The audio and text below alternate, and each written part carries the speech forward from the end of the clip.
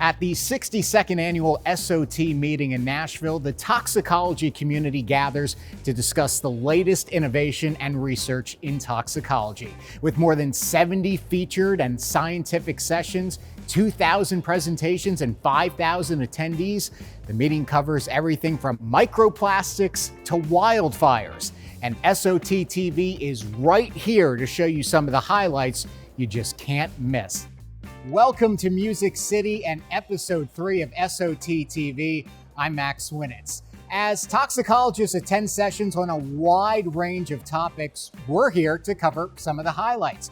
We discover more about the impact of wildfires on human health and cover some of the latest developments in toxicology from organizations around the globe. We learn about the uses of AI in predictive toxicology and the increasing dangers of extreme heat events on vulnerable populations.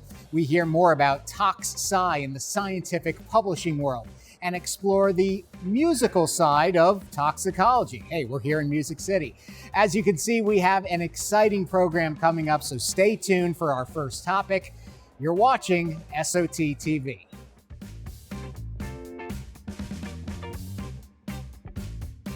We are being joined in studio by Dr. Marilyn Black from Underwriter Laboratories and Dr. Jim Zhang, a professor at Duke University. Guys, thank you so much for joining us.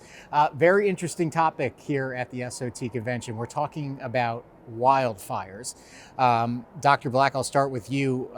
Why in your mind are wildfires an emerging threat to the public? From the 1980s, when we first started tracking wildfires, there were about 2 million acres being burned a year, and now we're up to around 8 to 10 million.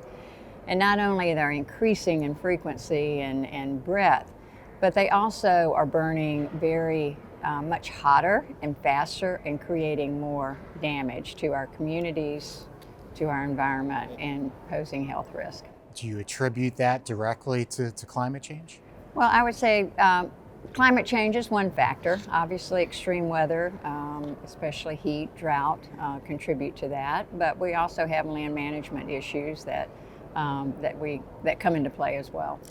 Dr. Zhang, obviously the threat to human health, we know, goes without saying. Smoke inhalation, you can become a burn victim, unfortunately. But what are some of the other ways wildfires are impacting human lives, specifically the health of a human being? So, my area of expertise is the air pollution. So the smoke exposure, and that smoke, the mixture is not as well characterized as we thought. That smoke exposure affects people in, of course, the immediate proximity. But you think about the contribution to the regional air pollution is actually quite significant. So what sort of symptoms would one generally see from exposure to smoke from a wildfire? It's not just the limited respiratory system. The cardiovascular, now we have evidence to show those exposure is linked to reduced birth weight and some neurological development outcomes as well. Those evidence are emerging, but it's not, quite strong there to have a causal relationship. And Dr. Black, if you could tell me in your mind how these threats to human health can be mitigated. One of our biggest concerns is that the wildfires are now encroaching on the communities where they're going to impact large numbers of people. And when that happens, you not only have your natural vegetation burning, but then you've got all of the materials and chemicals, synthetics that are associated with the built environment, a residential home, a car, that burn and get mixed into that complex mixture of chemicals and particles that Jim was talking about. And that is a real concern, but it's an area where we know very little about. But when you get a lot of chlorinated chemicals, you get a lot of plastics and things like that have a lot of potential to create really toxic chemicals when they combust. So one of the best things that we can do to mitigate is to shore up our built environment right? So that it is hardened in a way to try to protect it from wildfires. But the next thing is really going to the individuals, and especially in homes, and teaching them and helping them learn the risk that they are facing and what they can do. Stay inside their homes, close their windows, close their doors, run their HVAC, their ventilation systems on full recirculation and not bring in outdoor air. It's not just what's in the air, but it's the residue that comes down from the fire. That residue can infiltrate the homes, it can infiltrate our waterways, the soil, and really produce a long-term exposure issue. Thank you so very much for your insight on this topic. It is certainly very topical, especially for folks living out west. So really do appreciate it and enjoy the rest of the conference. Thank you. Thank you very much. Organizations around the globe are innovating technology research and technologies to improve human, animal, and environmental health. Let's take a closer look at some of the fascinating work they do. Stempel College at Florida International University in Miami inspires groundbreaking research and education through a nurturing academic environment that influences policy and promotes healthy lives in communities near and far. Let's take a closer look. The Brain Behavior and the Environment is a new transdisciplinary program that brings together neuroscience research at FIU and other institutions to understand the role of environmental factors in neurodevelopmental disorders and in neurodegenerative and mental disease. One vision of the program was not only to do basic neuroscience and neurotoxicology research, but also to be translational and perform studies in human populations. For this purpose, and to be able to study the living human brain, we envisioned the need for brain imaging technologies such as magnetic resonance imaging and positron emission tomography. In the last year, we have received congressional appropriations to develop a PET cyclotron center in FIU that, together with current MRI imaging, will allow us to do these type of studies in humans.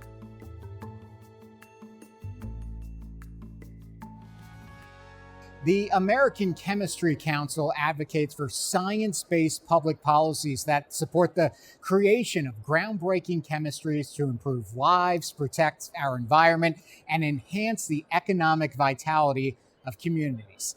Stay tuned for more. ACC was founded in 1872. We represent more than 190 companies that are really engaged in the business of chemistry. So that's everything from manufacturing chemistries to distribution and transportation to logistics. So everything you can imagine. It is a different kind of trade organization than some of the typical models. We go beyond simply federal and state advocacy, and we look at raising the bar across the industry.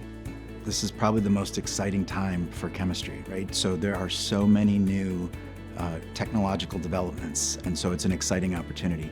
And so as we look forward and as we think about what is going to be, the leading edge of the next thing, chemistry is going to be a core element of that. And I think we all want to be part of that. I'm excited to be part of the chemical industry and to be able to share that information and knowledge with everyone else.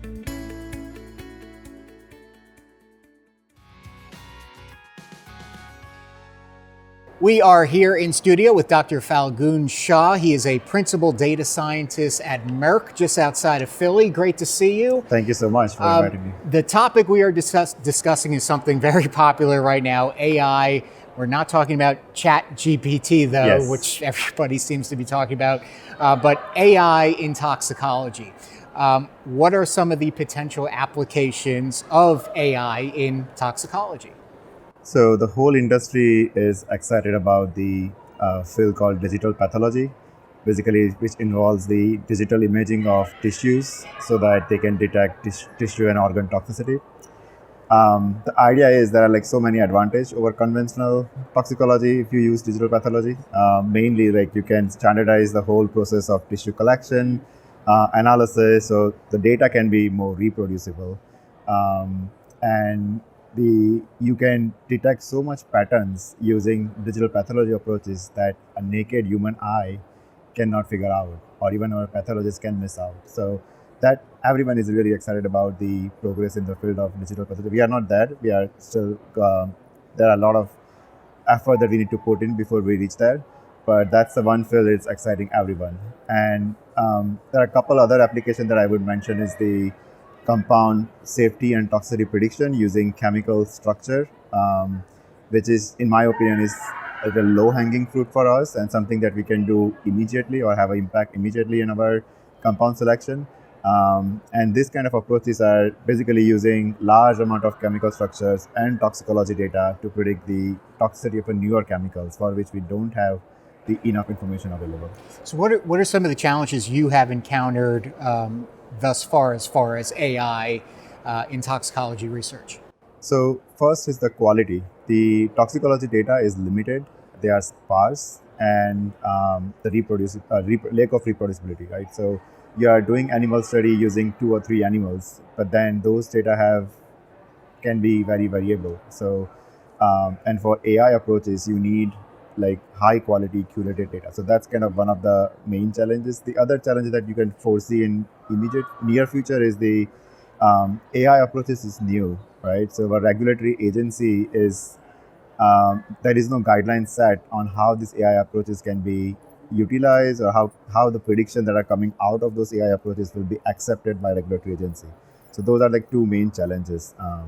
And then the third I would say is the interpretation. So I can tell you that this molecule is going to cause toxicity, but how are you going to believe it, right? So if I cannot tell you that this is the reason why this molecule is going to be toxic or non-toxic, it's going to be hard for acceptance by stakeholders and regulatory agencies. So the interpretation is another challenge for AI. Let's talk a little bit more about the years to come, the future. You mentioned it in your previous response, but let's elaborate a little bit more. I mean, how do you see the use of AI developing over the future? Is AI the future when it comes to toxicology?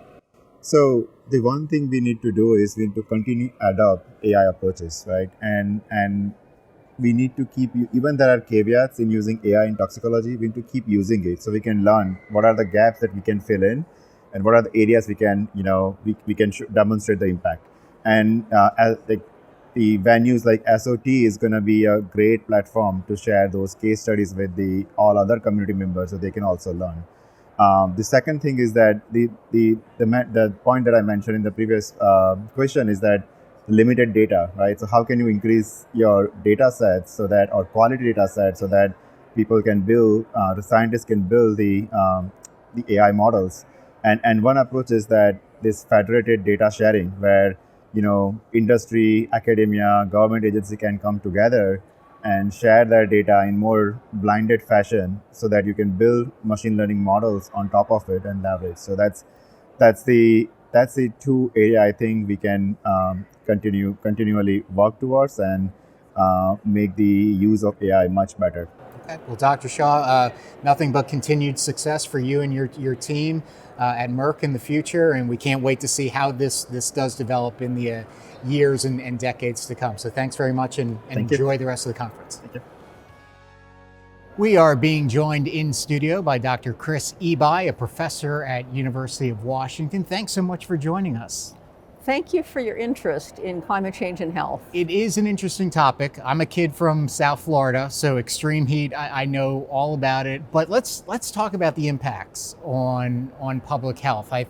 We automatically think of heat stroke, heat exhaustion, but what have you uncovered as far as extreme heat on the role that plays on public health? Almost every death in a heat wave is preventable. So essentially, we should be right now trying to reduce the impacts of high temperatures on human health and well-being. The Pacific Heat Dome that was a little over a year and a half ago in Oregon, Washington, and in British Columbia, there were more than 800 excess deaths. These are 800 people who would not have died if there hadn't have been a heat wave. And that's just a microcosm of the kinds of impacts that we're seeing. There was major heat waves in Europe in 2003. There were 70,000 excess deaths. There was a study done 2 years ago looking at what proportion of summer heat-related deaths are being caused by climate change. They looked at 43 countries, about 700 locations, and concluded that 37% of heat-related deaths during the summer are because of climate change. So we need to really, as public health professionals, take action. So what can be done to prevent further or more deaths as it relates to extreme heat? The biggest is to develop a heat action plan. And a heat action plan has two major components. The first is a heat wave early warning and response system. And I'll talk about that in a minute. The second is long-term planning. Climate's going to continue to change. We're going to have more intense heat waves. I live in Seattle. We have so many cranes. We continue to rebuild the city. And we need to rebuild our cities taking into account these future temperature patterns. And we need to take into account inequities. We know since the 1930s there was redlining done of districts where primarily Black and brown residents lived. Those parts of the city are hotter than the rest of the city. They've got fewer trees, they've got more cement, and it's part of the history of inequities in our country that we need to also address. And so we need to think about tree planting programs. Trees take decades to grow, but we need to plant trees. We need to think about how to reduce the impact of our urban infrastructure on city temperatures. We also, as I mentioned, have to have early warning and response systems. This is more than my lovely broadcast meteorologist telling me that it's hot. I need to know what to do. And cities need to be organized around what to do, setting up cooling shelters so there's places for people to go. Finding the trusted voices that can reach out into the marginalized communities, to the homeless population, to make sure that they're aware of the risks and what they need to do. They're not difficult to put together. They do require political will, and they do require an all-of-city response. And so you'd need to have the police department, the fire department. All those groups come together to work out what are the best responses to protect people. Under NOAA, the National Oceanographic and Atmospheric Administration, there is a program to help cities coordinate their actions so that people don't have to start from zero. They can learn best practices from other places that have put these systems in place. Well, let's hope more and more cities get on board. This is a very, very important topic. As you mentioned, climate change is here. You are seeing the effects of it firsthand with your research. So thank you for what you're doing, and we appreciate you sitting down with us here today. Thank you for your interest. Now we're taking a look at some of the publishing opportunities for toxicology research. Stay tuned for more.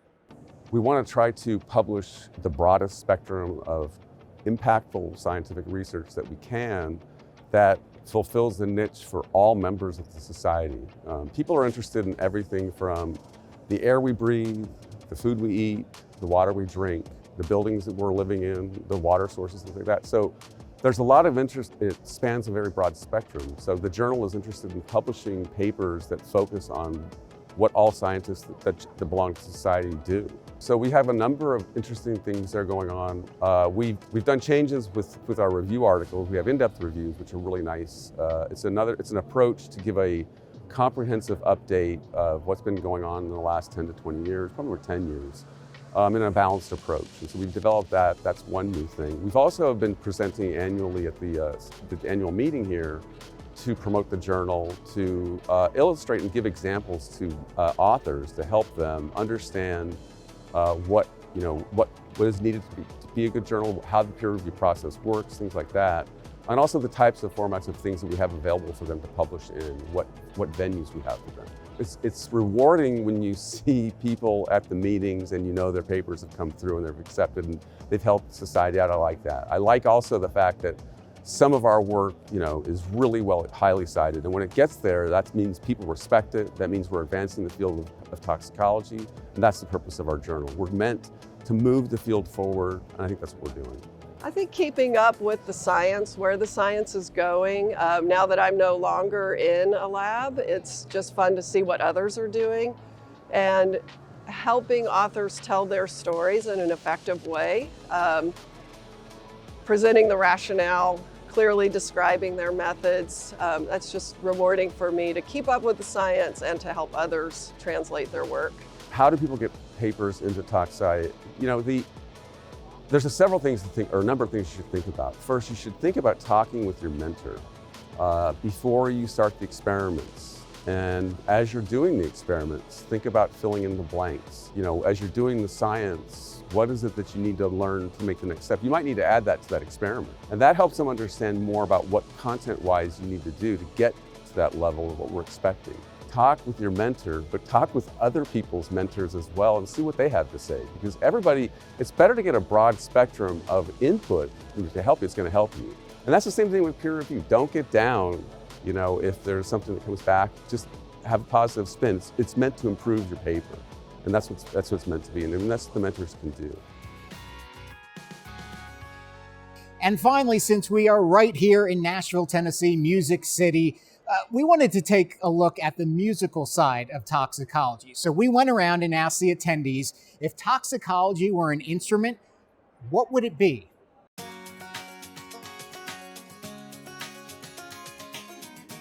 So I would have to say a harmonica, and that's just because, in toxicology, the motto is, dose determines the poison. And to me, harmonicas can get quite annoying if they're overplayed or high-pitched. And so I would have to say the harmonica. I think a violin, only because you kind of realize it's part of a big orchestra, but it impacts a lot of the music itself in that orchestra because I'm with the Food and Drug Administration. So we're a regulatory agency, and eventually everybody comes to see us. If toxicology was an instrument, it would be a piano, because I think just all of the keys play together well and we make a beautiful sound. A type of instrument, I would say a guitar, because the strings that you can hit, which means different type of experiments and different way to approach the experiments, different methodologies are actually related to the tempo that you need to use to be able to achieve a good melody or achieve your goals, achieve good results with your experiments. All right, so that's a wrap. It's our final day here at the 62nd Annual SOT meeting. It has been a pleasure to welcome y'all here to Music City. Remember, you can watch all the SOT TV content online on the SOT website and YouTube. And don't forget to subscribe and follow SOT TV on social media. I'm Max Winitz. We will see you next year. Take care.